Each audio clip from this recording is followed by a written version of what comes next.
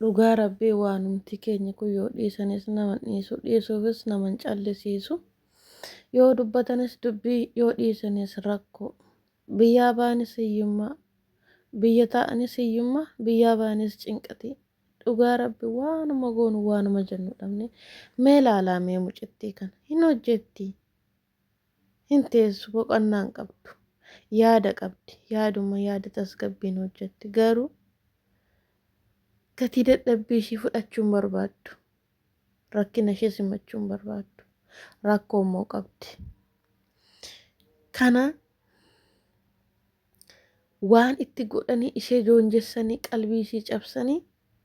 waa'ee hojii bichaa akka ishee yaaddu jarmatu godhee jira jechuudha sana rabbi bichaa beeka garuu mucaan kun jaallattee miti waan ishee dirqee jira waan ishee qabee jira waan ishee hadoochee jira akka rakkina isheen himan akka maallaqa isheen fudhatte akka garbiyyaan argan maatii ishee akka hin dubbisne wayin tuqanii jiru jechuudha dhugaa rabbii baay'ee tokko hin gadde aniin kun biyya arabaa keessa waggaa baay'ee hojjedhe waan akkanaas na mudatee hin beeku maatii gaarii biras hin dalaga yoon hin nyaanne nama nyaadhu jedhee na kadhatu dhugaa rabbii yoon ani hin barbaadu jedhe maali rakkoon kee maaf midhaan dhiista nama naan jedhee na kadhatu maatiin ani bira jiru mee maal rakkattee sii ta'uu didee nyaanni kun bakkeedhaa siif hinnaa dhugaa rabbiin siniin jedhe yoo bakkee baate asiira ofii dhugdee bitatte anaaf bittee galti dhuguma rabbii yoo immoo ofii bitattee na irraanfattee dhufte waan bitattee dhufte sana addaan nuu qooddi rabbiin kun nama jaallatu sinfattana nama akkasii biran dalaga jechuudha aniini mana kana yeroo jalqabaaf biyyaa bahe mana kanan seene garuu ammarratti manuma takkan dalagadha yoon bahee maallaqa guddaa akkan argadhu nan beeka garuu amala akka jara kana abadan argachuu hin danda'u dhugaa rabbii waggaa baay'een dalagee mana tokko birrii xiqqoo nan dalaga garuu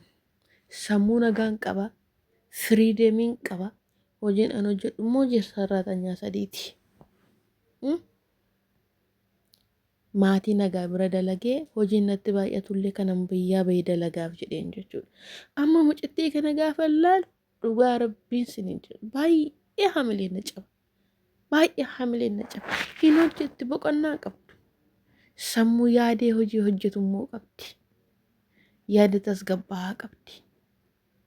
rakkoo ishii immoo himachuu hin dandeessu birriillee jaallattee naa kennattee fudhachuu hin dandeessu maatii ishiillee dubbisuu hin barbaaddu mee kana maal jettu utuu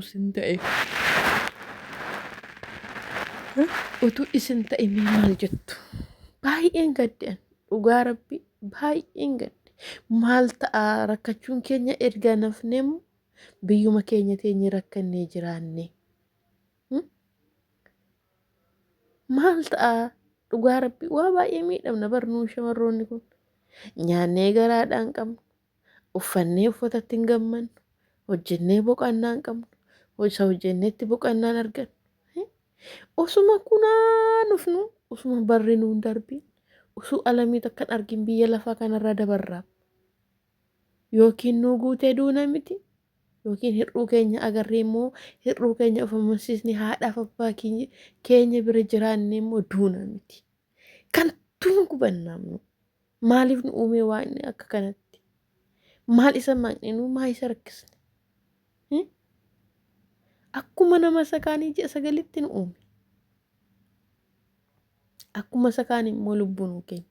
maal badeen keenya garaa laafummaa nuu kenne yaannee hojjechuuf sammuu nuu kenne yaada nutti kenne hundaa danda'uuf dandeessuu nu taasise kana hundaa dandeenye hunjiraanna fatanaan biyya lafarraa maa nutti baay'ata maal goone meenuu nama keessa nu shamarroonni kun maal rakkinni keenya dhugaa rabbiin baay'ee nuuf gaafadha aniini kun ergan biyyaa bahee guyyaa tokko gammachuu arginu guyyaa tokko guyyaan hundi guyyaa gaddaa guyyaan hundi guyyaa yaaddoo guyyaan hundi guyyaa boo'icha bakka jiraadhu cinqatii qabaadhee miti an biyyan aladhetti cinqatiin baay'ate maatii korratti cinqii baay'ate maatii korratti kunaanii baay'ate hojjedhee dhala isaanii irratti darbaa fi jedhee biyyaa bahee haadha kuuf abbaa koo gammachiifachuuf biyyaa bahee akka ani yaade ta'ee gammachuu argachuu dadhaban isaan karaa namaa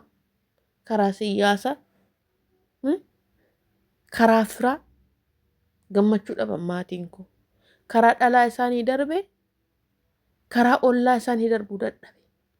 mee laala ani umurii koo waggaa torbaa kaase dhugaa rabbiiti guyyaa takka hin boqanne guyyaa takka gammachuun argan ennaan biyya jiru inna dhukkuba barumsa barachuu hin danda'u yoo mana barumsaa dhaqe funuunaaf akkatti taa'uun qabu yoon galee hoo isheen duuriyyee barumsaan jaallattu fedhii barumsaan qabdu naan jedhu gaafa dhaqee mana barumsaa dhaqee funuunni na qabu ijoolleen ish naan jedhu dhiiga kiyya jibbu gaafichaan of waqqasa achi bakka ani baradhee barumsa fixee maatii koo gargaaruu hin danda'u biyya arabaa deemee maatii koo gargaaruu dirqama koo ta'ee murteesseen biyyaa bahe akka yaades naaf ta'e biyyaa bahe dalagadhe waan fedhe sanas maatii koof guute fedha maatii koos guuteef garuu karaa siyaasa maatiin kiyya gammachuu argachuu hin dandeenye agartu hiree rabbii itti yaaddanii milkooftanii erga milkooftanii gammachuu maatii keessan arguu hawwitanii yeroo carraan akka kanaa sin quunnamu maal isinitti fakkaata biyyaa baatanii carraa gaarii argattanii mana gaarii sin gahee maatii gaarii bira sin gahee siyaa galatu yaa rabbi jettanii dalagattanii maallaqa keessa walitti qabattanii waa yaaddan sana bira geessanii gaafa akkasitti sin quunnamu maal isinitti fakkaata tokko inni lammaffaa erga biyyaa baatanii carraa gaarii dhabdanii mana maatii gaarii bira sin hin geenye guggubaa bira sin gahu yookiin maatii biratti nafti yookiin hojjettanii dhaqa keessanitti nafti otoo isin ta'e maal ta'a wallaa ani sammuun na nyaatame gammachuu argadhe sababii hiriyyoon dubartiin akka koo nagaa dhabdutti cinqama dhugaa rabbii hojjedhee milkaa'ee sababii maatiin koo gammachuu dhabanitti cinqama